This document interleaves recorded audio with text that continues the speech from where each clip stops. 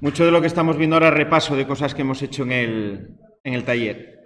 Y estábamos viendo el arrancador directo, ¿vale? Lo que sería un arrancador directo está aquí en la parte, en la pregunta que nos estaba hablando del térmico, ¿no? Cómo se utiliza el térmico en la protección. Y os estaba diciendo al acabar la última clase que todo esto de aquí es lo que llamamos un arrancador. Cuando tengo el contactor con la protección magnética y la protección térmica, eso es lo que llamamos un arrancador.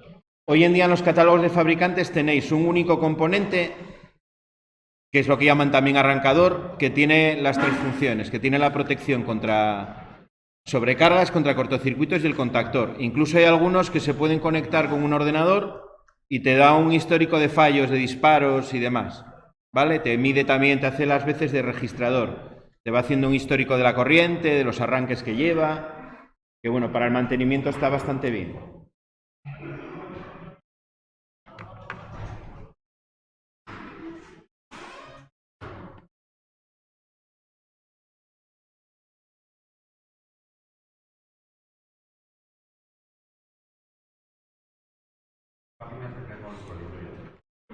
La página del libro estamos en la 171 o en la 173, dependiendo de la edición que tengáis.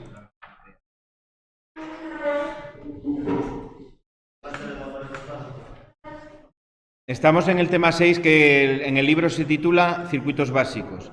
Aquí estamos viendo, dentro de nuestra programación, del tema de control automático de motores eléctricos, ¿vale? Vimos la parte del motor propiamente en la primera parte del tema y ahora estamos viendo los circuitos para arrancar el motor. Bueno, donde nos habíamos quedado, mirad cómo se señaliza el térmico. El térmico tiene dos contactos, el cerrado para parar el motor y para parar el mando del motor, y el abierto para señalizar. El abierto se alimenta desde el mismo punto que el cerrado, la alimentación del circuito, y se lleva directo a la lámpara. De tal manera que cuando dispare se me va a encender un piloto en el cuadro de que la máquina disparó por sobrecarga. La señalización de marcha, la señalización de paro y el disparo del térmico en el caso de tener un motor son las tres señalizaciones fundamentales que suele haber en todas las máquinas, ¿vale? Ya vimos la de marcha y la de paro, esta sería la tercera. ¿Cómo elegimos el arrancador?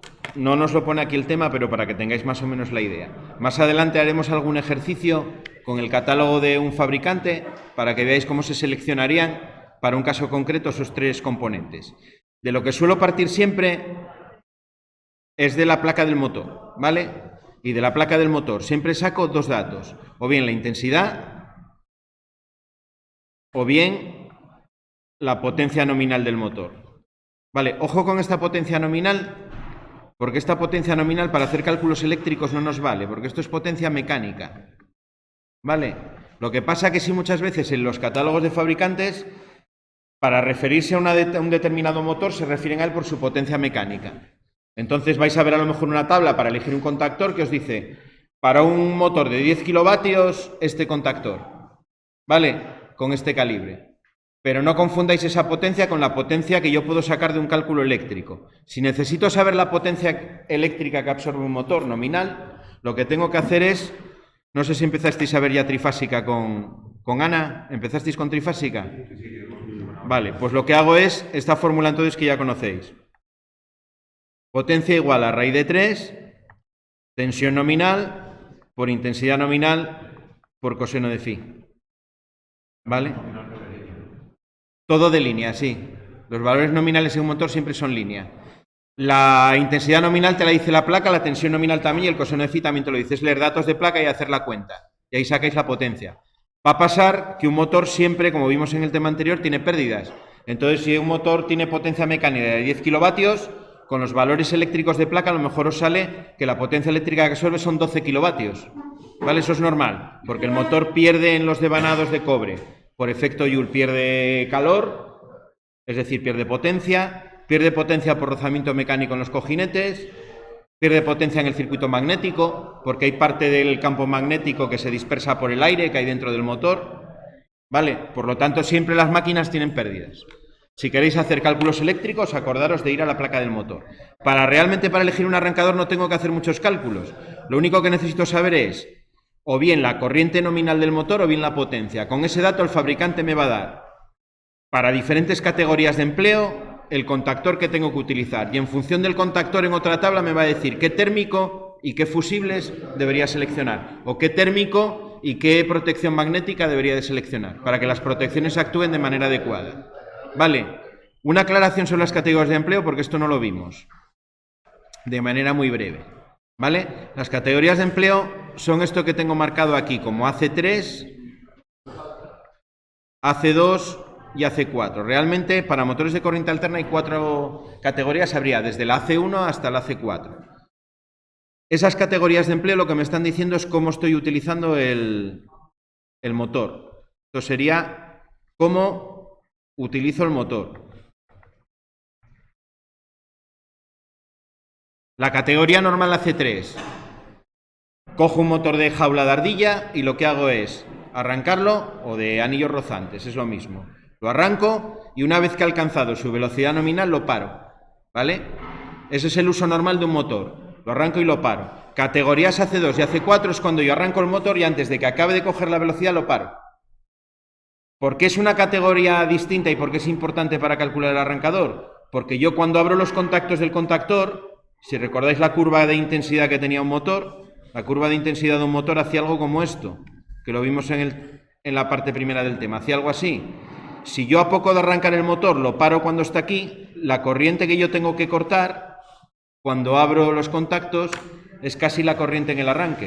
Es decir, imaginaos, en un motor que absorbe 10 amperios, pues a lo mejor pueden ser 5 veces o 4 veces la intensidad nominal. Ya disminuye un poco, pero todavía no disminuye lo suficiente. El contactor va a pegar un chispazo en los contactos muy considerable y lo puedo quemar. Por eso, cuando yo utilizo un motor en categorías AC2 o AC4, AC2 es para los motores de jaula y para motores de anillos rozantes la AC4. Estamos pensando en ese funcionamiento, en el que yo voy a parar el motor antes de que acabe de arrancar, con lo cual va a haber un chispazo considerable y al final el fabricante lo que va a hacer, ¿qué es? Dice, si lo vas a utilizar en esas condiciones, en vez de coger uno de este calibre, te voy a decir que cojas uno de un calibre más grande. Vas a coger un contactor más grande. ¿Con eso qué solucionas? Que los contactos soportan una mayor intensidad, soportan mucho mejor ese chispazo que se va a producir y el contactor no se te va a quemar. Eso se llama en los catálogos desclasificar. Desclasificar es coger un contactor de un calibre más grande al que debería de coger por la intensidad nominal. ¿Vale? Pero el catálogo os dice ya cuál tenéis que coger. No hay ningún problema. Él os dice, si estás en categoría C2, miras esta tabla. Si estás en categoría C3, que es la normal, miras esta otra. ¿Vale? Los calibres que aparecen en un contactor escritos en el propio contactor se refieren siempre a esta categoría C3. Son siempre la categoría que es en el 80 y tanto % de los usos vais a estar en AC3, ¿vale? La mayor parte de las veces. Sí. Vale, siempre estamos ahí. Si tenéis algún caso más extraño, pues miraríamos AC2, AC4, sobre todo esos arranques y esas paradas antes de que acabe el motor de coger la velocidad que tiene que coger. Bueno, seguimos con lo que nos pone por aquí el libro. Nuevamente mirar el esquema, nos enseña el esquema cómo sería con el cableado, ¿no? Ese esquema que tenemos ahí. Vale, cada motor tiene un térmico, nos dice aquí que también es algo que hay que recordar. Tengo tantos térmicos como motores. Si tengo, por ejemplo, un arranque estrella triángulo, donde tengo 3 contactores para un solo motor, térmico solamente tengo uno, ¿vale? Puedo tener más de un contactor para un motor. Por si quiero hacer una inversión de giro que tendré 2, si quiero hacer un estrella triángulo que tendré 3, si quiero arrancar un motor Dalander también tengo que utilizar 3 contactores, pero en cambio térmico solamente tengo uno. En el Dalander sí que tengo 2, pero porque las corrientes son bastante distintas y tengo que proteger el motor de 2 formas diferentes, ¿no? Según la conexión. Pero en el demás casos, tantos térmicos como motores. Acordaros de eso. ¿Cómo señalizo cuando tengo en el circuito de mando?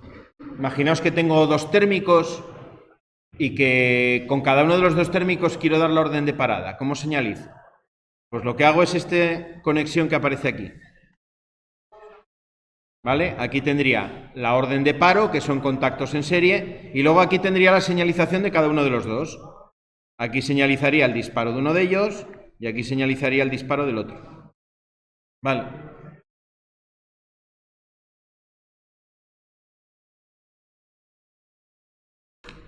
Bueno, eso también. Hay máquinas que a veces, imaginaos que tenéis, no sé, una sierra y que tiene una aspiración de viruta, ¿no?, que se produce en el serrado. Yo puedo poner la condición en el circuito de mando que si se estropea la aspiración, si salta el térmico, por ejemplo, del motor de la aspiración, que se pare toda la máquina. Haríamos algo como esto que aparecía aquí, los dos contactos cerrados en serie. Si yo quiero señalizar por separado el térmico, quiero saber si me saltó el térmico de la aspiración o el térmico de la sierra, lo señalizo de esa manera, ¿vale? La máquina me va a parar de todas, pero tengo señalizado en el cuadro cuál de las dos me falló. Bien, otra cosa que sabemos, marcha, paro, realimentación. ¿Cómo doy las órdenes de marcha? Con contactos paralelos, en paralelo, normalmente abiertos, y que van a estar en paralelo con la realimentación. ¿Cómo doy las órdenes de paro? Con contactos normalmente cerrados en serie. Es lo que nos cuenta ahí el libro, que ya lo conocemos también. Y nos pone aquí un ejemplo de un contactor de un motor con dos señales de marcha y dos señales de paro.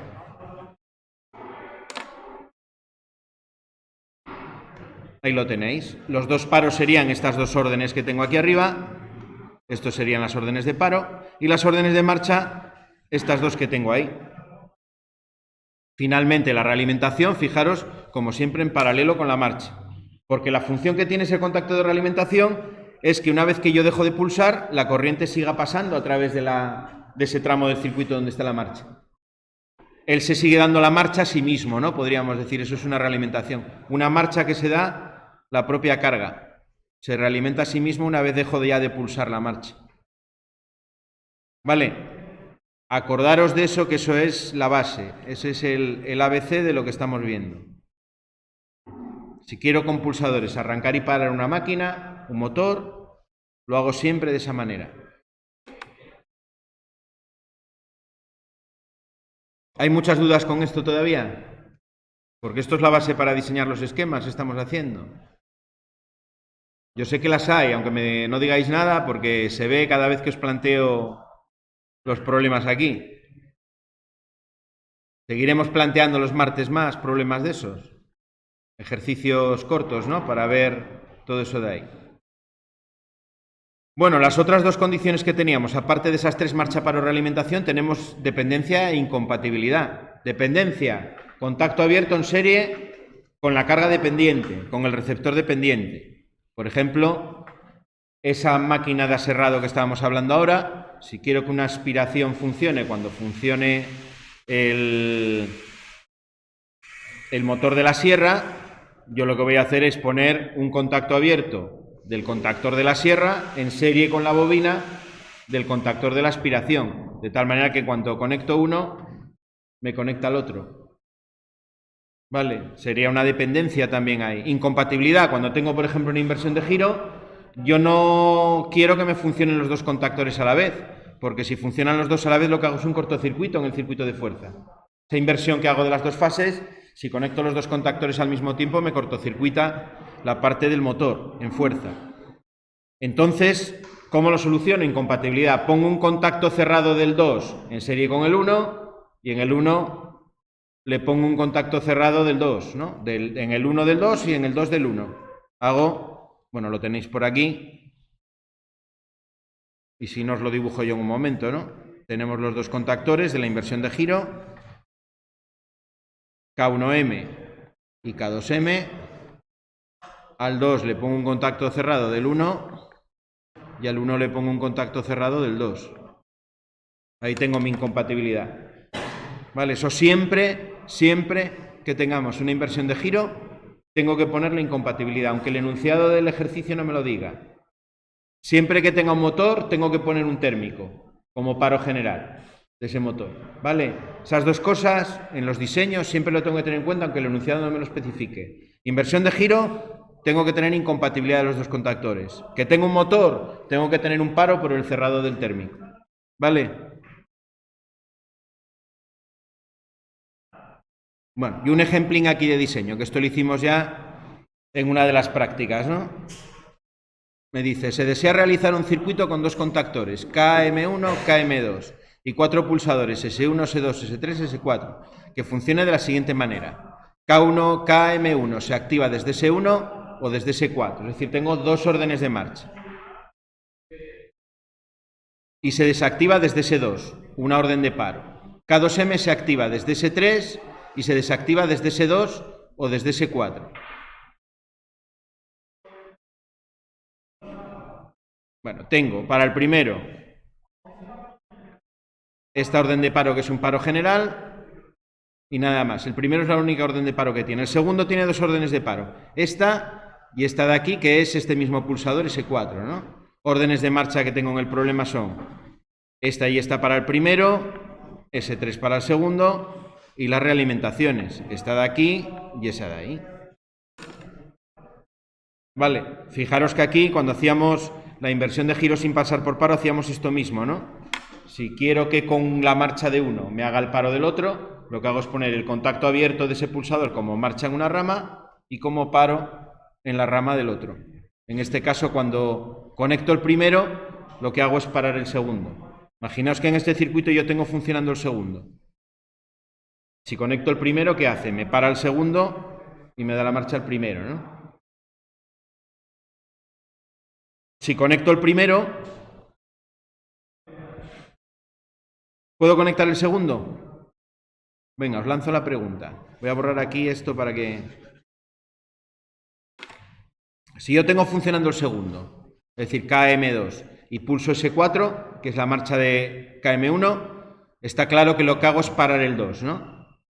Vale, y ahora os pregunto yo, vale, yo conecto el 1. ¿Qué pasa si conecto el 2? ¿Le pasa algo al 1? Si yo tengo funcionando KM1 y conecto KM2, ¿sigue funcionando KM1 o no funciona? Sigue funcionando, ¿no? Vale, en este caso lo que me está obligando es a que si yo quiero tener los dos a la vez, tengo que conectarlos en un determinado orden. Tengo que conectar primero el 1 y una vez que tenga conectado el 1 y esté funcionando, ya haya soltado el pulsador S4, ya puedo conectar el 2. Si conecto primero el 2, en cuanto conecto el 1, lo que hago es parar el 2. ¿Vale? Para tener los dos a la vez, necesito darle primero al 1, necesariamente, y luego activar el 2. Habíamos visto también en la 8, me parece, en la práctica 8, algo ligeramente parecido, que era el orden obligatorio de funcionamiento, ¿no? Metíamos el 1, el 2 y el 3, pero lo hacíamos con los contactos cerrados del propio relé, en vez de con el pulsador, pero era algo similar a esto de aquí. Vale. Y os explica aquí el libro también lo que vimos también en prácticas, que es lo del esquema, ¿no?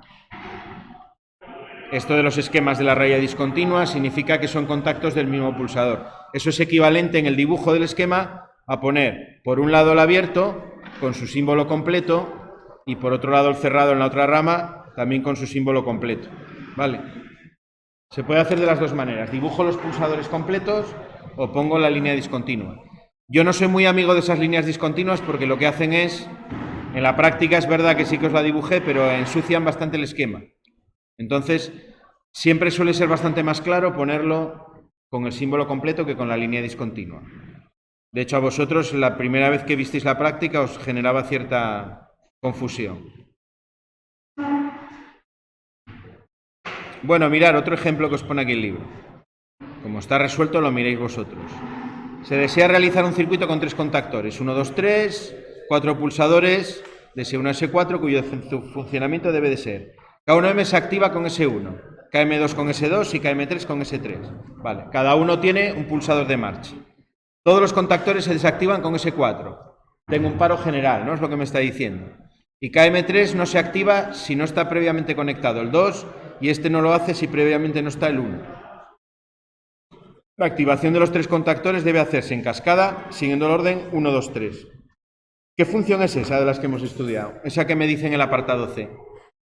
Que algo no se activa si no está otra previamente. ¿Eso cómo lo llamamos? No, eso es lo contrario. No puedo activar si no está lo anterior. Dependencia. Incompatibilidad es lo contrario.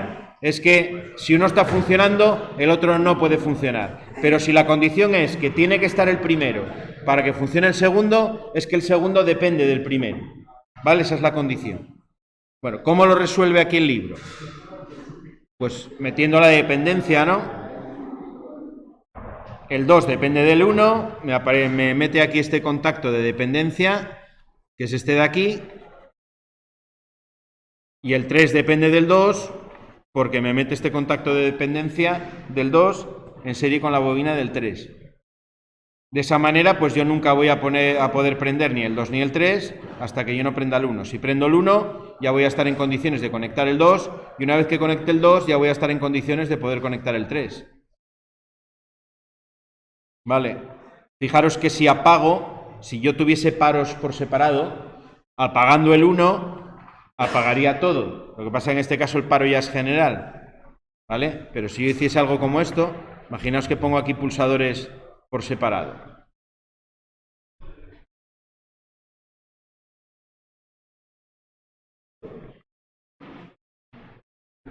Y aquí no tengo esta línea y no tengo esta línea. Vale. Y este fuesen, por ejemplo, pues no sé, S4, S5, S6. Si yo doy a S4 y paro el primero, me caerían los otros dos también, se apagaría todo. ¿Por qué? Porque al apagar el 1 se me apaga el 2 y al apagar el 2 se me apaga el 3.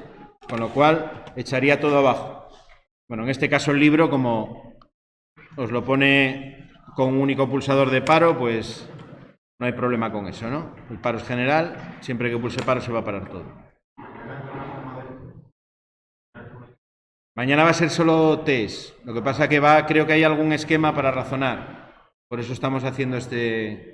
Pongo un esquema y os digo, os hago 4 preguntas, una pregunta y 4 respuestas sobre la pregunta del esquema. Pero es tipo test, ¿eh? Inversión de giro. Queremos invertir el sentido de giro en un motor. ¿Cómo lo hacemos? Habíamos visto en la primera parte del tema que lo que tenía que hacer era invertir 2 de las fases del motor. De hecho, en las preguntas del último control, una era que dibujaseis el conmutador manual, ¿no? Para poder hacer ese cambio. En el conmutador lo que hacía era cruzarme, en el del libro me parece que os cruzaba la fase 2 y la 3. ¿Cómo lo hacemos de manera automática, con contactores? Tengo un circuito de mando, ¿no? Con contactores y un circuito de mando, porque al final el manual también lo hago con contactores. ¿Cómo lo hago?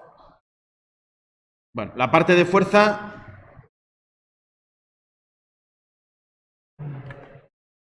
Vaya, me he pasado. La parte de fuerza es esta de aquí. Y fijaros lo que hace... Vamos a marcarlo. Fijaros en esta primera conexión. La fase 1 entra por el primer polo de los 2 contactores, ¿no? Pero la salida del segundo contactor, el borne 2, fijaros que me lo está conectando a la línea 2 en vez de a la línea 1. Ahí ya me está cruzando la línea 1 con la línea 2. Vamos a seguir la conexión de la línea 2. La línea 2, por la entrada me va al 3 y al 3, ¿no? Es decir, al mismo polo de los 2 contactores, pero la salida, que es el 4 del contactor 2, me está conectando con la línea 1. ¿Vale? Aquí estoy haciendo una conexión entre línea 1 y línea 2, y con el otro me está cambiando el orden de línea 2 con línea 1. ¿Vale? De tal manera que si yo alimento a través del primer contactor, el orden que me llega a las fases del motor va a ser línea 1, línea 2, línea 3. En cambio, si alimento con KM2, el orden que me va a llegar va a ser línea 2, línea 1, línea 3. Línea 2, línea 1, línea 3. ¿Vale? Cambio el orden de conexión de 2 de las fases y el campo magnético del motor cambia el sentido de giro, con lo cual gira en sentido contrario. Así de sencillo es hacer que un motor trifásico gire en sentido contrario. Esto nos había salido en otra parte del tema. Con contactores se hace así. Yo ahora en el circuito de mando, lo único que tengo que hacer es darle las condiciones en las que quiero que gire en un sentido y en el otro. Teniendo bien claro que tengo que hacer que esos 2 contactores sean siempre incompatibles. ¿Vale? De esa manera. En la práctica 12 puede ser... Hacemos esta inversión de giro ya con un motor. En la práctica 11 hacemos el arranque directo y en la práctica 12 la inversión de giro. ¿Vale? Y la vamos a hacer pasando por paro, es decir, tengo que darle al paro para activar el otro movimiento, o en la modificación que os propongo que me lo hagáis sin pasar por paro, que es con el pulsador de marcha de un movimiento, paro el motor y activo el movimiento contrario. decir, voy cambiando el sentido de giro del motor. Eso solo se puede hacer con motores de muy poca potencia, ¿eh? Y es algo que no se suele hacer porque lo que le meto es un golpe mecánico y un golpe de para al motor que lo puede dañar mecánicamente. Y además un calentón de intensidad también considerable, porque estoy invirtiendo de repente el flujo de intensidad en los devanados del motor en sentido contrario. Hay una punta de intensidad ahí bastante considerable. Pero bueno, para que lo veáis lo que pasa y veáis los efectos que tiene en el motor.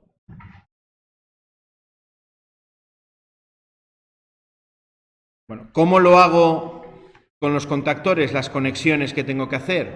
Las conexiones estas de aquí, esta conexión se hace entre el térmico y el contactor. Y veréis cuando lo montéis cómo el térmico y el contactor están físicamente en contacto, forman un bloque. Entonces lo que se hace, normalmente los térmicos vienen con unos huecos en su cara de arriba, en su superficie de arriba, para poder pasar el cable.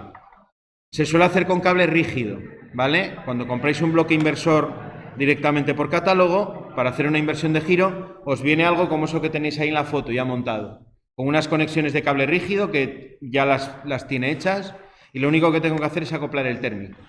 A veces son puentes recubiertos de plástico también o de aislante, completamente rígidos. La que vamos a hacer aquí, que no lo vamos a hacer con un bloque inversor, sino con dos contactores separados, bueno, con cable flexible, metemos por el lado derecho de los tornillos del contactor el cable, lo echamos hacia abajo, lo podemos fijar con un poco de cinta aislante para que no se nos mueva y luego encajamos el relé térmico. Y ya, luego ya hacemos las conexiones con el otro. Las de arriba no hay problema porque son puentes directos entre los bornes, ¿no?, correspondientes, cruzando dos de las fases. Los bloques inversores vienen también con lo que llamamos enclavamiento mecánico, que es eso que os dibuja el libro ahí en color rojo. Esta línea discontinua con un triangulito invertido significa enclavamiento mecánico. Eso es una pieza que llevan en medio, esta pieza que llevarían aquí, por ejemplo estos. Este bloque que lleva aquí, que estoy marcando ahora en verde, eso es el enclavamiento mecánico. Es una pieza de plástico que lo que hace es como un pasador. Cuando se mueve el núcleo de un contactor, me bloquea el movimiento del otro. Y al revés, cuando entra el primero, me bloquea el movimiento del segundo. Aunque yo le meta corriente al segundo contactor, si el primero está conectado, no se puede mover. Le meto corriente, pero el núcleo no se mueve, es decir, los contactos no se cierran, no se puede conectar. Eso es un enclavamiento mecánico. Es una medida de seguridad adicional. Enclavamiento eléctrico con los contactos cerrados, enclavamiento mecánico con esa pieza que meto entre los dos contactores. Vale. Normalmente cuando tengo un bloque inversor pongo las dos. Aquí no lo vamos a poder hacer porque no utilizamos bloques inversores, pero que sepáis que lo vais a encontrar por ahí eso. Aquí os vuelve a explicar el enclavamiento eléctrico que ya hemos visto. Bueno, ¿qué circuitos de mando puedo tener? Pues dos opciones, ¿no? Pasando por paro, sin pasar por paro. Que os propone también con conmutador rotativo, ¿no? Digamos la opción manual. Ahí tenéis los dos circuitos. El de la izquierda con un conmutador rotativo de 3 posiciones, tiene una posición central de reposo, una posición 1 que me conectaría a un sentido de giro y una posición 2 que me conectaría al siguiente. En este caso, como el conmutador funciona como un interruptor, se queda en la posición, no necesito realimentación. Es un mando como con un interruptor. Y luego tengo compulsadores, que es el que vamos a hacer nosotros en la práctica 12. ¿Vale? Un pulsador de paro y un pulsador de marcha para cada sentido de giro. Vale, tan sencillo como eso. Esto lo hemos montado ya con relés también en una práctica anterior. Incluso el cambio de activar un relé y activar el otro con los pulsadores de marcha, sin pasar por paro, también nos ha salido en una práctica anterior. Bueno, para la práctica 12 montaremos este. Esto sería pasando por paro, porque fijaros que si yo tengo funcionando uno, la incompatibilidad hace imposible que el otro funcione. Tengo primero que parar el 1 para poder dar la marcha con ese 3 al segundo y viceversa. Si tengo funcionando el 2, tengo que dar el paro en ese 1 para poder dar la marcha por ese 2 al primero. ¿Cómo puedo solucionar eso? ¿O cómo puedo hacer que no sea necesario pasar por paro? Esto es ni más ni menos que la ampliación de la práctica 12. Ya la tenéis solucionada aquí en el libro. Poniendo o utilizando los dos contactos que tengo en cada pulsador. El cerrado me hace un paro del movimiento contrario y la marcha me da la señal al propio contactor, ¿no?, al propio movimiento. Fijaros que aquí, pulsando, por ejemplo, S2 en este circuito, si yo pulso aquí, estoy cerrando este contacto, pero estoy abriendo también la rama del otro. Estoy dando marcha por aquí y paro por aquí. Y con el otro exactamente lo mismo. Si estoy pulsando este pulsador de marcha de aquí, estoy dando por aquí una marcha, pero estoy dando por aquí un paro.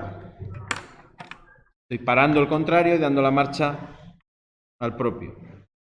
Y muy importante, que os lo escribí yo ahí a mano. Esto es posible, ¿por qué? Porque los contactos normalmente cerrados son más rápidos que los contactos normalmente abiertos. En el desplazamiento del pulsador necesita mucho menos desplazamiento, mucho menos recorrido el contacto cerrado que el abierto. Si vosotros tenéis la botonera, imaginaos que pudiésemos hacer un corte. Aquí tenéis el roscado, ¿vale? Y aquí tenéis el elemento interno que me está presionando los pulsadores que tengo dentro de la botonera. Pulsadores tengo aquí uno cerrado, por ejemplo, y uno abierto, ¿no? Que están justo debajo. Con la teclita que tienen arriba, del mismo color, ¿vale? Y aquí tendrían sus tornillos y toda su historia. Aquí es donde está el hueco que meto el cable. Bueno, pues este de aquí siempre va mucho más rápido que este de aquí. Va a haber un momento, si yo voy pulsando muy despacio, donde este ya esté abierto, pero este todavía no ha llegado a cerrarse. ¿Vale? Por lo tanto, siempre la orden de paro va un poco antes que la orden de marcha. Por eso no hay cortocircuito ni pasa absolutamente nada. Funciona perfectamente, porque el paro siempre lo doy un pelín antes que la marcha. Es decir, cuando yo en este circuito pulso aquí, siempre el paro va a ser antes que la marcha. Esto se acciona en primer lugar y en segundo lugar daría la marcha. Es el orden natural que tiene que seguir la maniobra. Para poner uno a funcionar tengo que primero parar el anterior. ¿Vale? Lo que pasa es que lo hago en la misma pulsación y de manera imperceptible, ¿no? Yo no voy, para mí va a ser a la vez, pero no es a la vez. Es siempre un poco antes el paro. Bueno, el libro os pone un ejemplo del uso del inversor, que no es ni más ni menos que uno de los ejes de un puente grúa. ¿Vale? El problema me propone, dice, un motor trifásico mueve una grúa sobre un raíl horizontal de izquierdas a derechas. Para detectar los extremos del recorrido se han instalado sendos interruptores de posición, tipo final de carrera. El control del motor se hace mediante pulsadores, siendo necesario pasar por paro para realizar la inversión de giro. Es decir, yo le doy a un pulsador, se empieza a mover el puente grúa, cuando llega al final para. Si yo no lo paro antes, ¿no? Si le doy al paro a mitad de recorrido, el puente grúa se para. Pero cuando llega al final se para también. Si quiero cambiar el sentido de giro, tengo que darle al paro y luego darle al otro movimiento. Eso significa así, pasando por paro. Siendo necesario pasar por paro. Cada vez que el motor llega a los límites del recorrido, se acciona el interruptor de posición correspondiente, parando el motor. En esta situación, el motor solamente puede ponerse en marcha en sentido contrario. Representar el esquema y demás. Lo que es el gráfico de la instalación sería ese de ahí. Tengo el motor, los dos finales de carrera en los extremos y una botonera, ¿no? Para cada uno de los dos movimientos. Dos pulsadores de marcha, el 1 y el 2, y un paro que sería ese que viene con el 0. Solución. Bueno, el circuito de fuerza sería el de la inversión de giro tal cual. Circuito de mando.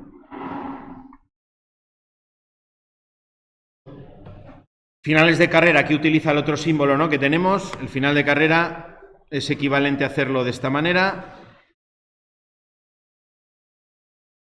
O de esta de aquí, ¿no? Poniéndole como un triángulo ahí acostado. ¿Vale? Ese sería para el cerrado. Y el mismo símbolo sería para el abierto. ¿Vale? Mirad, lo de siempre. Órdenes de paro. Paro y paro, esos dos son paros generales, ¿vale? Paros generales. Paros particulares que tengo aquí. El paro del primer movimiento con el S4, bueno, esto nosotros lo solemos llamar con la B, ¿no? Bueno, realmente da igual, aquí está utilizando la IEC, y con la IEC van con la S también. Los paros de cada movimiento. La marcha, que cada movimiento tiene la suya. Aquí habría una marcha del primer movimiento y una marcha del segundo, ¿vale? Y luego tengo las realimentaciones, esta de aquí y esta de aquí, de cada movimiento.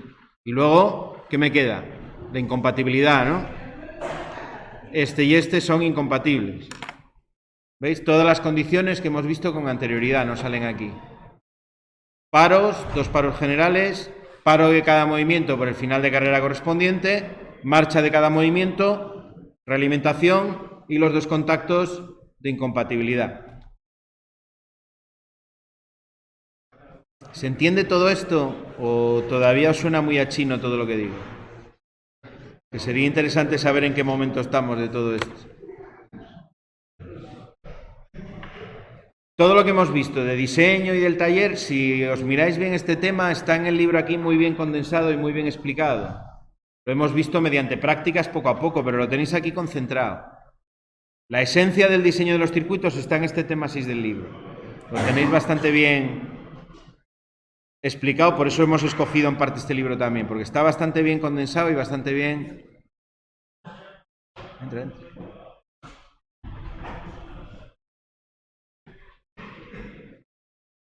Bueno, acostumbraros a mirar los esquemas e intentar entender cómo funciona, a ir visualizando cómo los contactos irían cambiando. El utilizar el KDSIMU también es un poco para facilitar eso, que os acostumbréis a ver o a imaginar los contactos en movimiento. ¿Qué pasa si cierro esta rama? ¿Por dónde pasa la corriente? Este se cierra, este me para, este me da marcha, todo eso, ¿vale?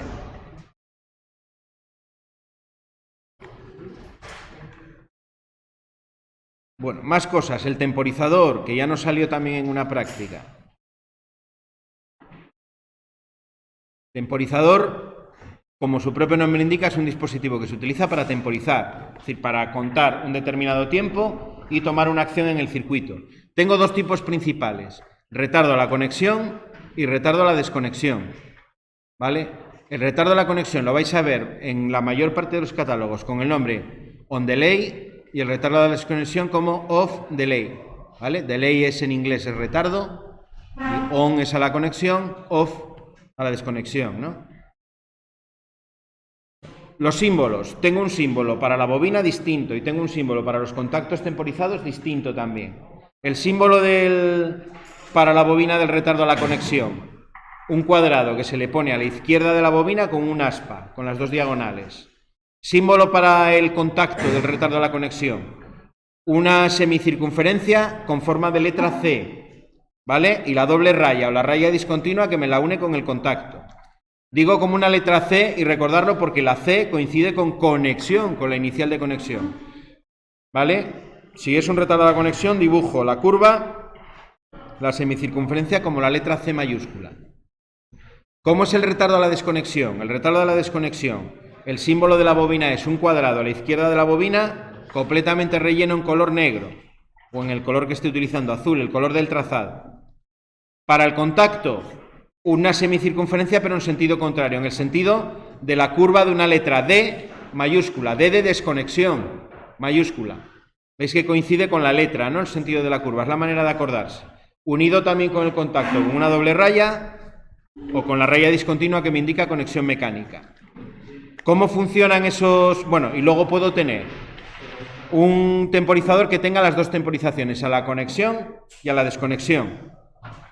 El símbolo está sencillo porque me van a aparecer los dos juntos, me van a aparecer los dos cuadrados, uno con el aspa, otro con relleno en negro, y en el contacto me van a aparecer las dos curvas, la que tiene forma de C y la que tiene forma de D.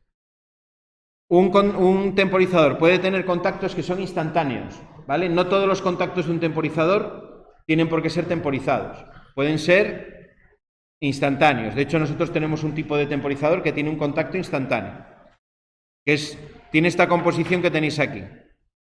De los que nosotros tenemos, el que es así de color marroncito y veis más grande, la composición interna de contactos que tiene es esta que tenéis dibujada aquí.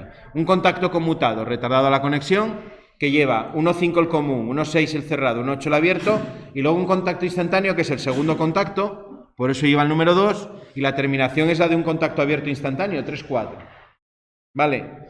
Fijaros cómo la letra, utilizar el 5, el 6, el 7 y el 8 para los temporizados, me sirve también para distinguir en un temporizador qué contactos son temporizados y cuáles son instantáneos. Por el número lo puedo distinguir. Luego tenemos otro modelo que es de tipo electrónico, que ese solamente tiene un contacto conmutado temporizado, no tiene instantáneo. ¿Cómo funcionan? Retardo a la conexión. Muy sencillo. Yo le meto corriente y empieza a contar el tiempo.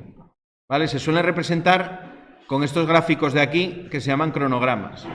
Es como los fabricantes nos explican el funcionamiento también. Yo le meto tensión a la bobina en un determinado instante de tiempo y empieza a contar el tiempo. El contacto está en reposo hasta que pasa ese tiempo. Pasado el tiempo, el contacto también se conecta. ¿Vale? Digamos que la acción del contacto lleva un retardo de tiempo respecto a la alimentación de la bobina. Eso es un retardo a la conexión. Si no le doy señal el tiempo suficiente, una vez que le quito la señal de la bobina, el contador vuelve a cero del contador del tiempo, con lo cual nunca se activaría el contacto. Tengo que esperar el tiempo suficiente para que me dé señal. Un retardo a la conexión nunca funciona el contacto si no mantengo la entrada al tiempo suficiente para que se active. ¿Vale? Un retardo a la desconexión. El retardo a la desconexión es al revés. Un retardo a la desconexión. Yo le meto... Vamos a dibujarlo aquí debajo. Hacemos el cronograma igualmente. Yo le meto tensión a la bobina, que sería esto de aquí.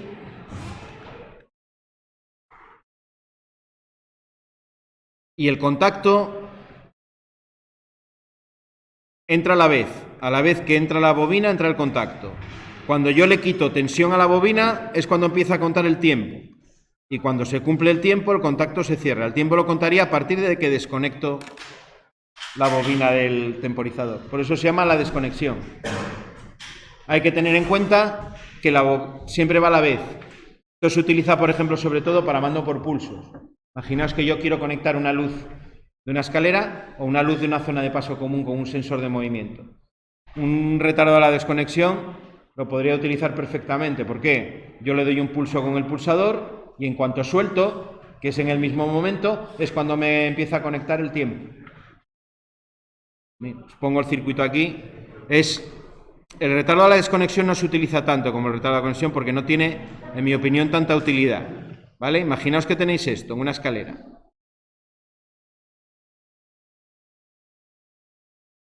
Un reloj de escalera no es ni más ni menos que un retardo a la desconexión. Ni más ni menos.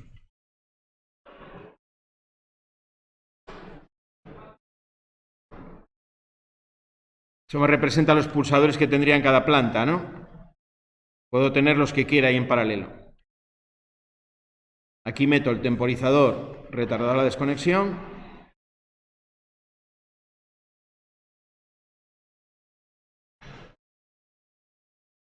K1T y la luz la encendería con el contacto del temporizador retardado a la desconexión.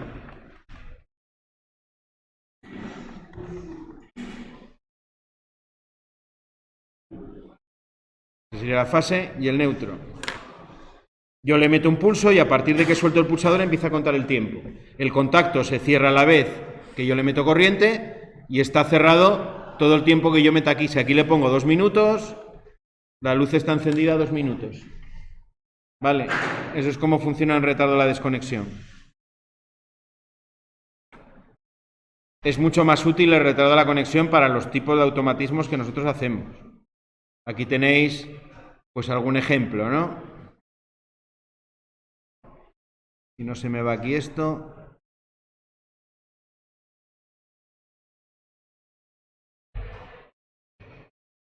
Lo perdí.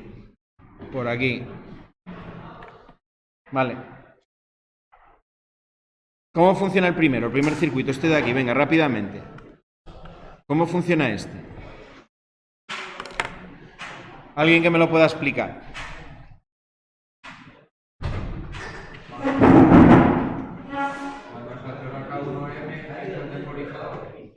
Empieza a temporizar y cuando cierra me conecta al 2, ¿no? Es decir, tengo marcha y paro para el primero.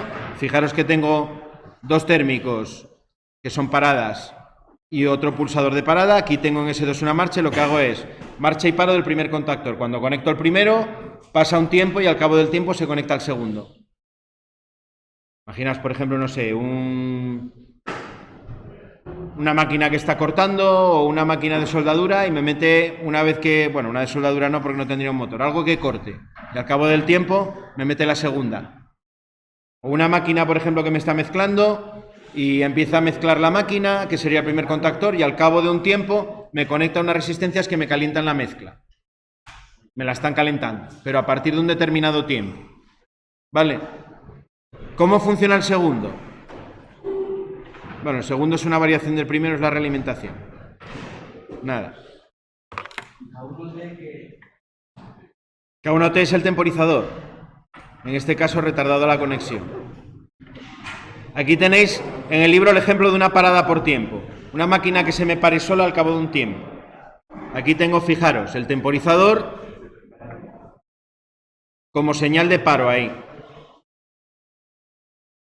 Cuando quiero hacer una parada, que esto lo hicimos también en la práctica del temporizador, cuando quería parar el relé al cabo de un tiempo, ¿qué hicimos? Un momento, un minuto. Meter un contacto cerrado de KT1 en serie con el relé, en este caso con el contactor, y me lo para, sin más.